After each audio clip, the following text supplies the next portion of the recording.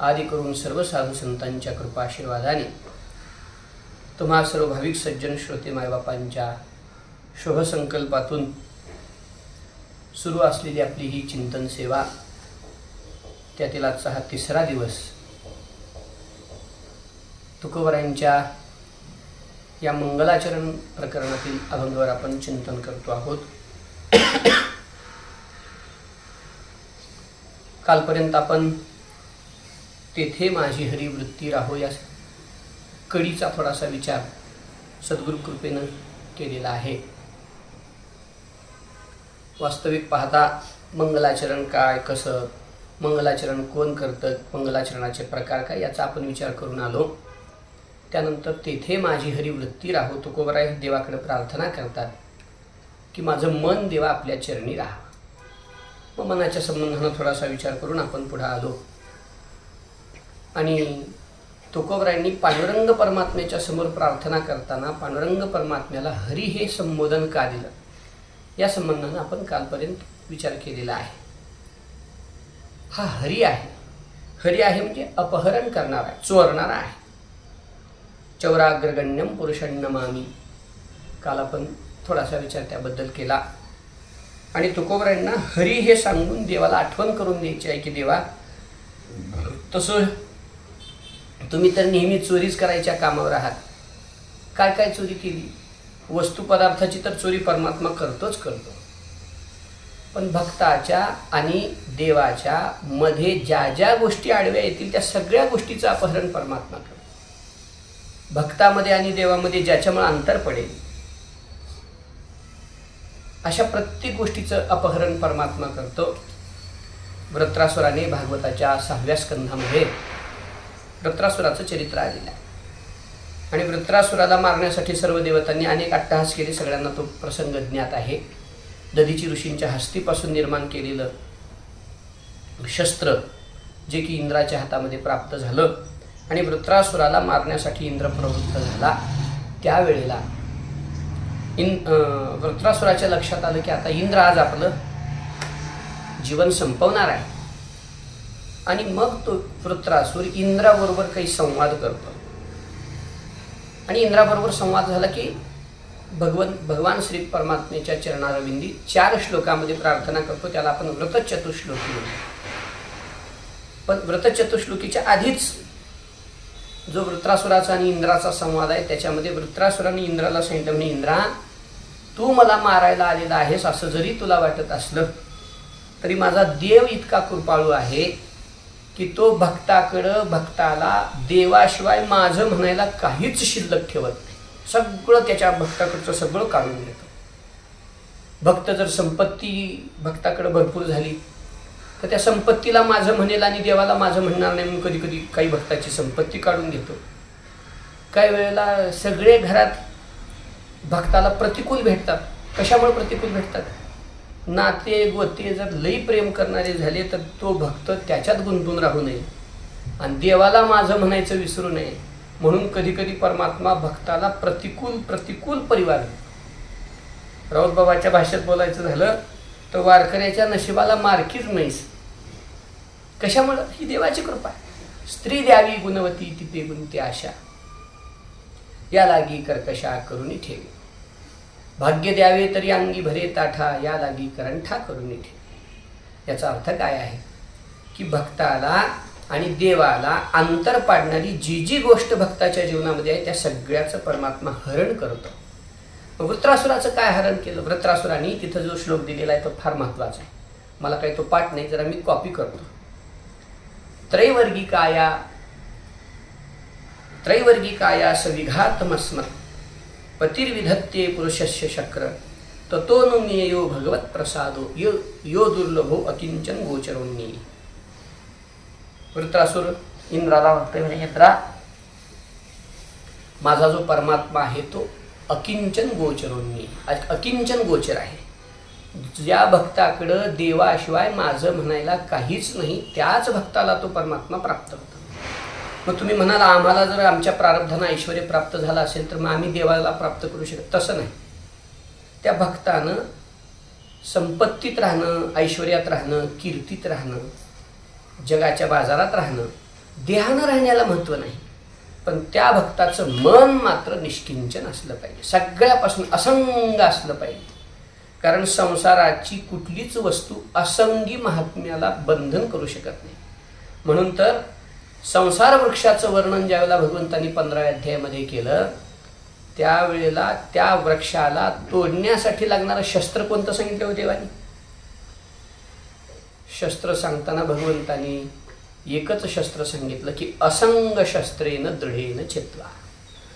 असंग रूपी शस्त्र आहे.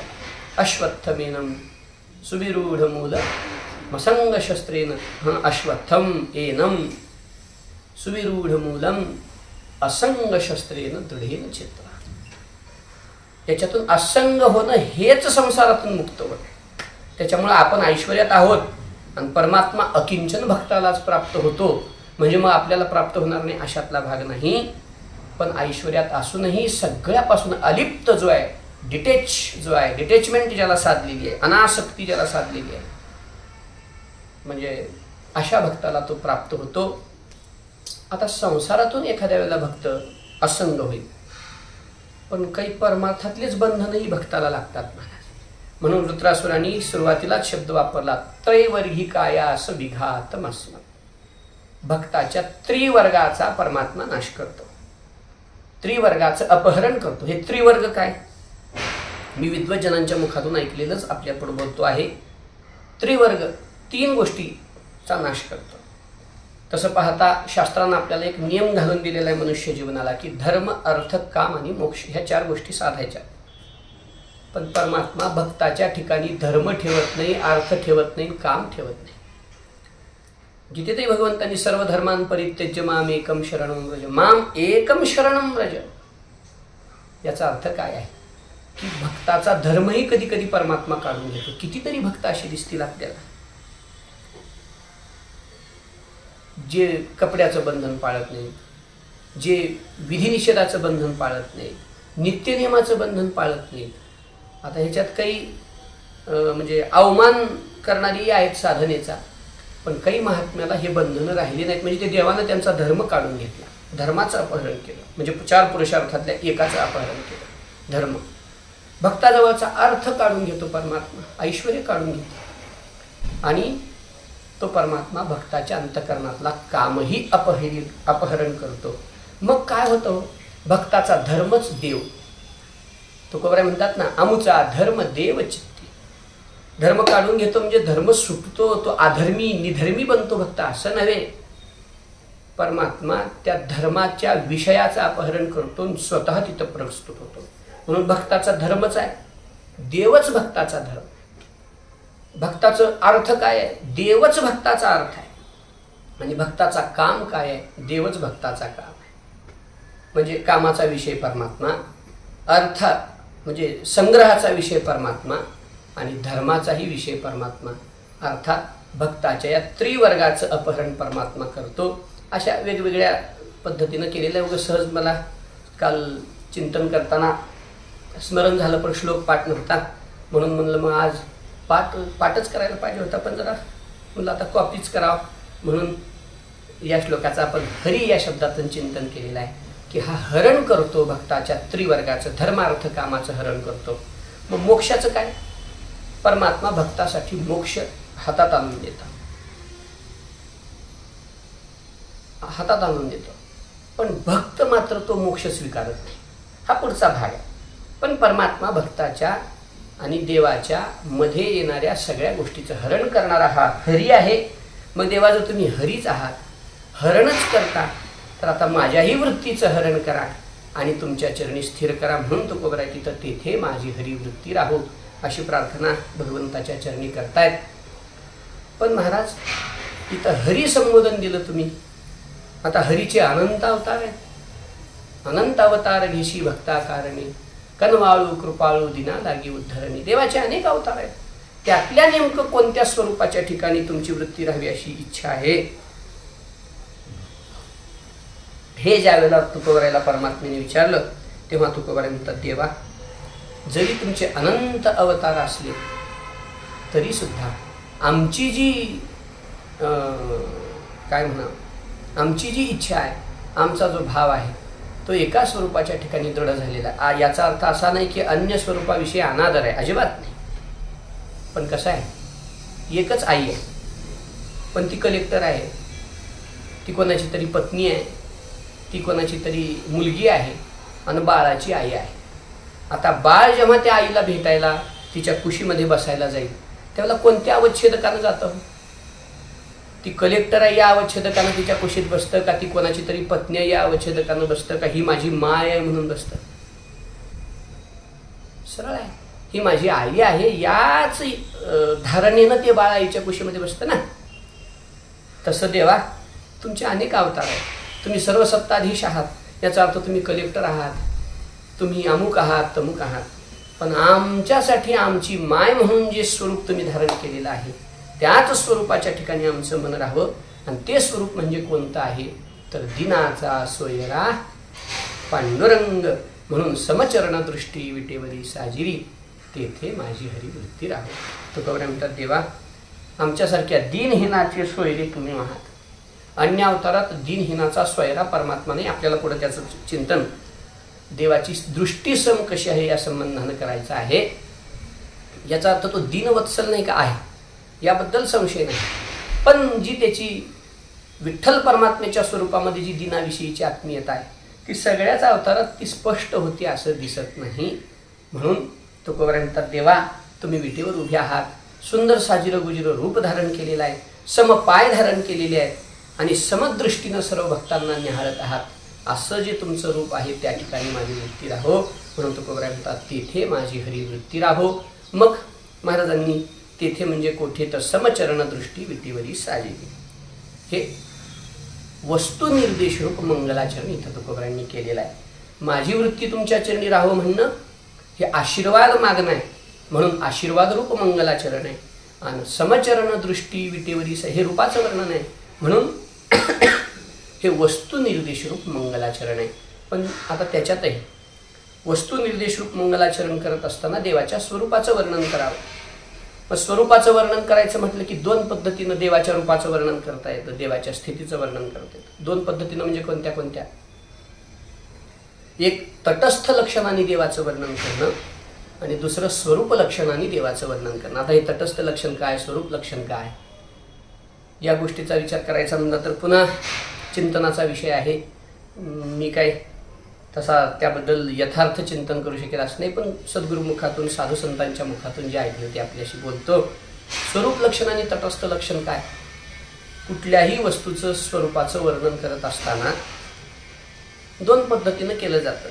शास्त्रामध्ये त्याला दृष्टांत असा आला, एक कुणीतरी बाहेरगावचा मनुष्य एका गावामध्ये आला आणि त्यानं विचारलं का हो तुमच्या गावामध्ये जे देवदत्त म्हणून राहतात त्याचं घर कोणतं आहे? मला जरा त्याचं घर माहिती नाही, मी पहिल्यांदा आलो, सांगता का?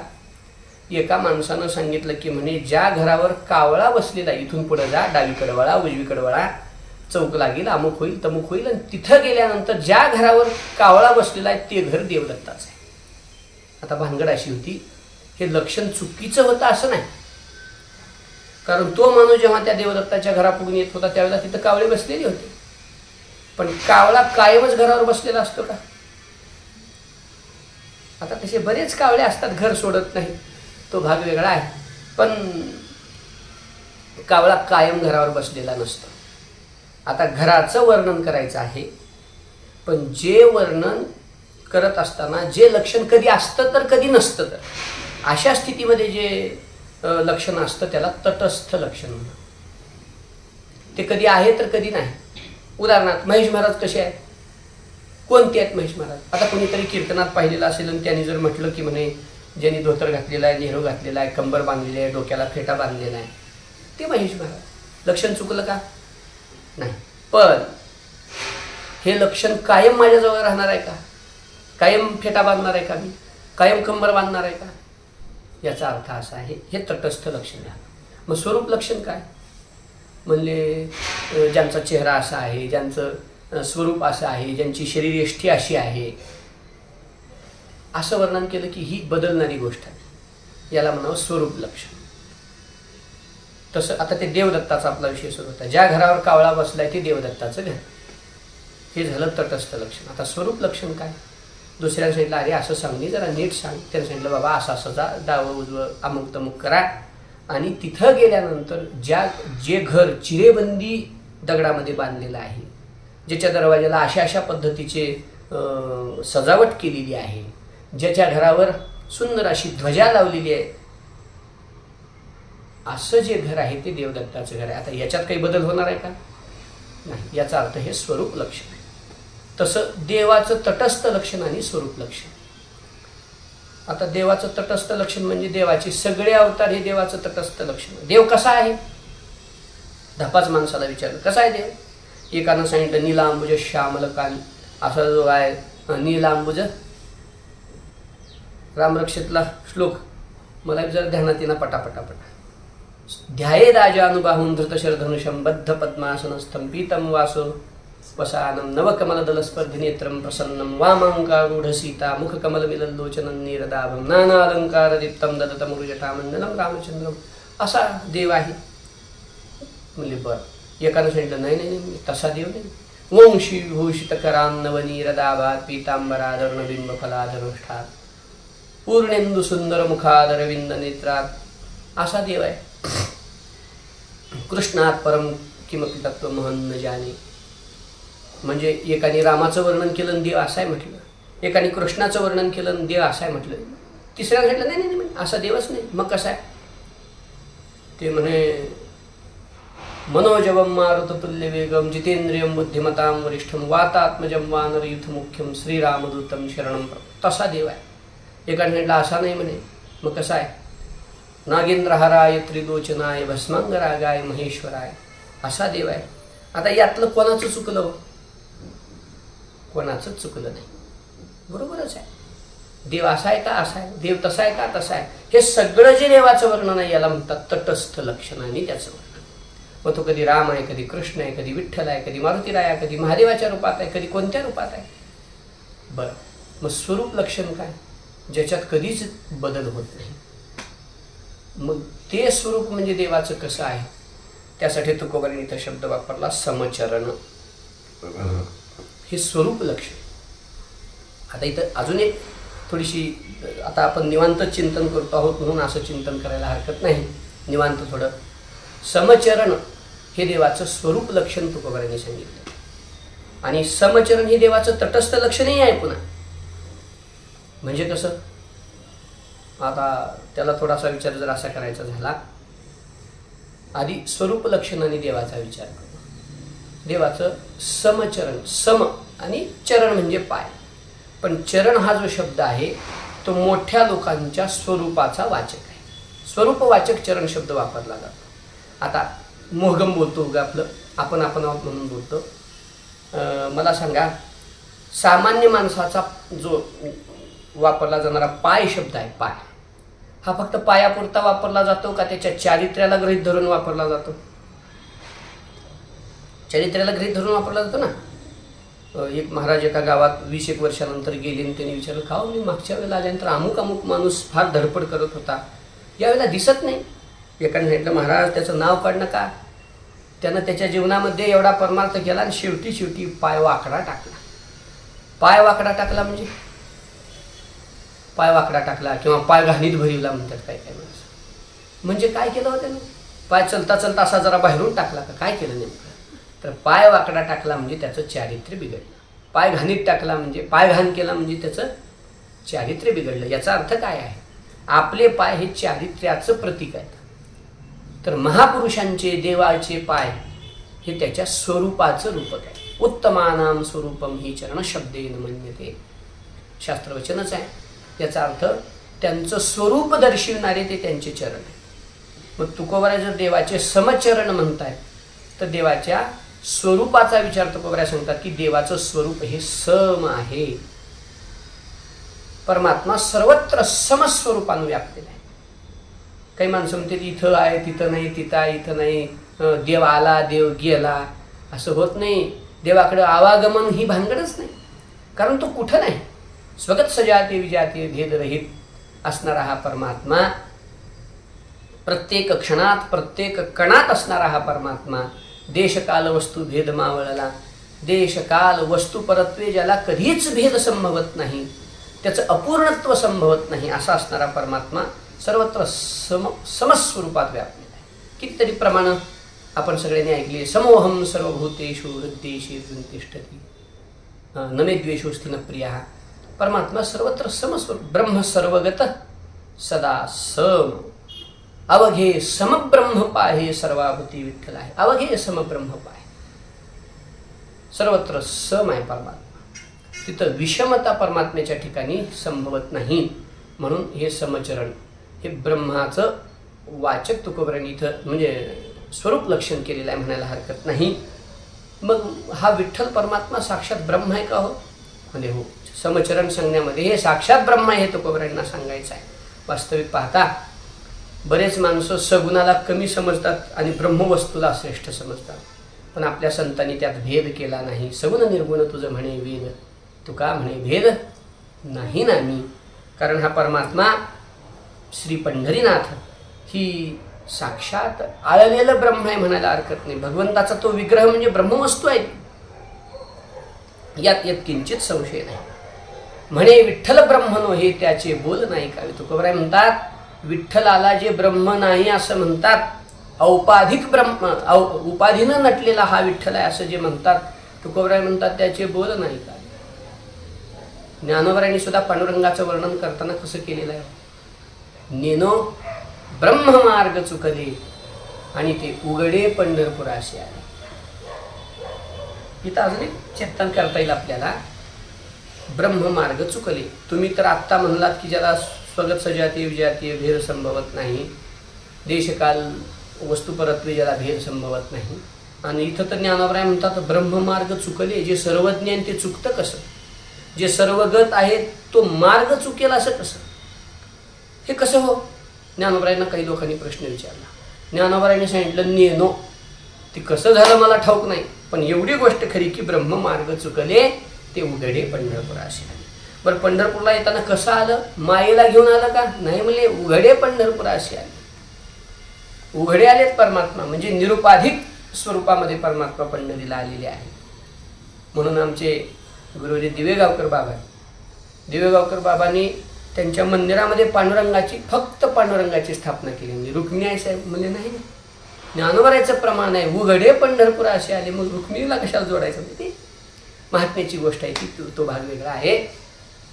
पण सांगण्याचा भाव माझा असा आहे की हे साक्षात ब्रह्म, आनंद अद्वय नित्य निरामय, जे का निज ध्येय योगी यांचे ते हे समचरण साजिरे विटेवरी, पहा भीमातिरी विठ्ठल रूप. परमात्मा श्री पंढरीनाथ हे साक्षात ब्रह्म, परब्रह्मलिंगम भजे पांडुरंग. हा परब्रह्म स्वरूप परमात्मा, याला हे परब्रह्म स्वरूप म्हणजे साक्षात ब्रह्म आहे. अजम रुक्मिणी प्राण संजीवनंतम परमधाम कैवल्यमेकम तुरीयम. हे जे सगळी विशेषण शंकराचार्यांनी दिलेली आहेत, परमधाम कैवल्यम एकम तुरीयम, ही सगळी विशेषणं कोणाला दिली आहेत? बरं, ते कोण देते याच्यातून विचार केला पाहिजे. शंकराचार्य हे विशेषण देत आहेत. कोणत्या पुढाऱ्याचा कार्यकर्ता नव्हे की त्या पुढाऱ्याचं वर्णन करायला बसलाय. आजकालचा कोणता कीर्तनकार बुवा नव्हे की संयोजकाची स्तुती करतोय. ही जी स्तुती चाललेली आहे ही शंकराचार्यांच्या मुखातून चाललेली आहे. शंकराचार्य आहेत ते, त्यामुळं ते जे विशेषण देतील ते कुठले काहीतरी म्हणून देतील अशातला मात्र अजिबात भाग नाही. सांगण्याचा अर्थ हे साक्षात ब्रह्म आहे, हेच आपल्याला चिंतन करायचं होतं. आणि तुकोबराय म्हणतात या समचरण शब्दाच्या स्वरूपातून तुकोबरायांनी जे देवाचं वर्णन केलेलं आहे ते देवाचं वर्णन म्हणजे हे साक्षात ब्रह्मवस्तू आहे, तुकोबरायांना तिथं सांगायचं आहे. म्हणून महाराज म्हणतात समचरण दृष्टी विटेवरी साजिरी, हे साक्षात ब्रह्म आहे. साक्षात ब्रह्मवस्तू पंढरीमध्ये अवतरित झाली. कस काय अवतरित झाली? मग हे ब्रह्म आहे तर मग सगुण का झालं? तुकोबरायांनी त्याचं कारण असं सांगितलेलं आहे, म्हणजे वेदपुरुष नारायण योगी यांचे ब्रह्मशून्य मुक्त आत्मा परिपूर्ण, पण त्यानं करुणा आमच्यावर केली आणि तुका म्हणे सगुण भोळ्या आम्हा. आमच्यासाठी हा सगुण झाला, आमच्यासाठी दृष्टिगोचर झाला, इंद्रिय गोचर झाला. जसं ज्ञानोबरायांनी म्हणावं की नाही, अतिंद्रिय परी भोगविन इंद्रिया करवी, बोली अरूपाचे रूप दावीन. हे जसं ज्ञानोबरायांनी म्हणावं अतिंद्रिय परी भोगविनेंद्रिया करी. मग हेच आहे नाही, या संतांनीच आग्रह करून त्याला भोळ्या भाविकांसाठी सुलभ केलं. आणि हा परमात्मा ज्ञातुम दृष्टुमच आहे ना, ज्ञातुम दृष्टुम च ज्ञातुम दृष्टुम च तत्वेन प्रवेष्टुम च, थोडं विस्मरण होऊ लागलं. 11व्या अध्यायाच्या अगदी शेवटी भगवान बोलतात की म्हणे भक्त्या त्वनन्यया शक्य. ठीक आहे, उद्या सांगतो श्लोक. तर सांगण्याचा अर्थ असा आहे माझा की हा परमात्मा भक्तासाठी जाणण्याच्या दृष्टीनं, पाहण्याच्या दृष्टीनं आणि तत्वेन प्रवेष्टुम, त्याच्या स्वरूपामध्ये भक्ताच्या अंतःकरणाला प्रविष्ट करण्याच्या दृष्टीनं सुलभ झाला तो या संतांसाठी, भक्तांसाठी. म्हणून आहे तो अवघडच आहे, अगम्यच आहे, ही गोष्ट अगदी खरी आहे. आपण गीतेच्या प्रारंभामध्ये स्तवन करतो भगवंताचं, त्यामध्ये योगीभीर ध्यानगम्यम, योगी लोकांना सुद्धा हा फक्त ध्यानगम्य आहे. ध्यानावस्थित तद्गतेन मनसा पश्यन्ति यम योगिनो, असा असणारा परमात्मा पण आम्हा भोळ्या भक्तासाठी सगुण रूप धारण करून विटेवर उभा राहिला. पण विटेवर उभा राहिला म्हणून त्याचं ब्रह्मत्व गेलं अशातला भाग नाही. मूर्तीचेनी मिळे मूर्तची होऊनी खेळे, परी अमूर्तपण न मळे गाढुले याचे ज्ञानोबा म्हणतात. तसं हे साक्षात ब्रह्म पण भक्तासाठी विटेवरती उभं राहिलं. म्हणून महाराज म्हणतात समचरण दृष्टी विटेवरी साजिरी, तेथे माझी हरिवृत्ती राहो. हा झाला स्वरूप लक्षणाने विचार. आणि दुसरा जर विचार करायचा झाला तर महाराज समचरण हे विशेषण तटस्थ लक्षणाने सुद्धा आपल्याला त्याचा विचार करता येणं शक्य आहे. तटस्थ लक्षणाने विचार करताना महाराज अनेक जरी देवाचे अवतार झालेले असले तरी सर्व अवतारात देवाचे चरण सम आहेत का? नाही, फक्त पांडुरंगाचेच पाय सम आहेत. विटेवरी समचरण संती खून सांगितली, असे प्रमाणे कटिकर समचरण साजिरे, राहिला अभिवरी तिरी उभा, समचरण सरोजम सांद्रणीला मुदाभम, अशा पद्धतीनं वरम तुष्टिकाया समन्यस्तपादम, हा परमात्मा समान पाय ठेवून याच अवतारात उभा आहे. राम अवतारात, नरसिंह अवतारात, वामन अवतारात, कुठल्याही अवतारात त्याचे पाय सम नाही. राम अवतारामध्ये पाय समान आहेत का देवाचे? हो म्हणजे नाही. मग एक पाय मागण एक पाय पुढे आहे. कशासाठी? लढायचं आहे तिथं. भक्ता राखे पायापाशी दुर्जनाशी संहारी असा अवतार आहे तो. त्याच्यामुळं एक पाय मागण एक पाय. भांडण करायला जर माणूस उभा राहिला आजकाल तर पाय जोडून उभारून भांडण करतो का? म्हणले नाही. मग एक पाय मागण एक पाय पुढं. म्हणून बहुधा बरेच कीर्तनकार एक पाय मागण एक पाय पुढं ठेवून कीर्तन करतात. काय आता काय असेल काय कोणास ठाऊक, पण अशी स्थिती आहे. असं सांगण्याचा भाग असा आहे की राम अवतारामध्ये एक पाय मागे एक पाय पुढे आहे. कृष्ण अवतारामध्ये समान पाय आहेत. त्या अवतारात तर काहीच सम नाही. पाय कुठून सम राहणार आहेत? त्या अवतारात कसं आहे? मग त्रिभंगी देहुडा वाजवितो वेणू है ना. त्रिभंगी 3 ठिकाणी वाकडा आहे आणि देहुडा चरण म्हणजे 1.5 चरण आहे तिथं देवाचा. एक पाय सरळ ठेवलेला आहे आणि दुसरा त्याला असा उभा लावलेला आहे. 1.5 चरणी उभा आहे. सांगण्याचा अर्थ कृष्ण अवतारात हे पाय सम नाहीत, राम अवतारात सम नाहीत, पण पांडुरंगाचे पाय मात्र समान आहे. हो, तो हा विठोबा निधान, ज्याचे ब्रह्मादिका ध्यान, पाऊले समान विटेवरी शोभती. हे तटस्थ लक्षणाने सुद्धा आपल्याला चिंतन करता येणं शक्य आहे. म्हणून तुकोबारे म्हणतात समचरण दृष्टी विटेवरी साजिरी. हा साक्षात ब्रह्म आहे. नाही घडविला नाही वैसविला पुंडलिकाला भेटावया. म्हणून स्वरूप लक्षणाने समचरण हे महाराज वर्णन करतायत. आणि तटस्थ लक्षणाने म्हणजे समान पाय याच अवतारात यानं ठेवलेले आहे. म्हणून समचरण दृष्टी समचरण असं महाराज वर्णन करतायत.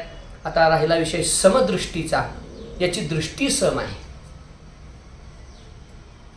सर्व म्हणजे भगवंताच्या याच्या दृष्टीने विचार केला तर देवाची दृष्टी सगळ्या प्रति सम आहे.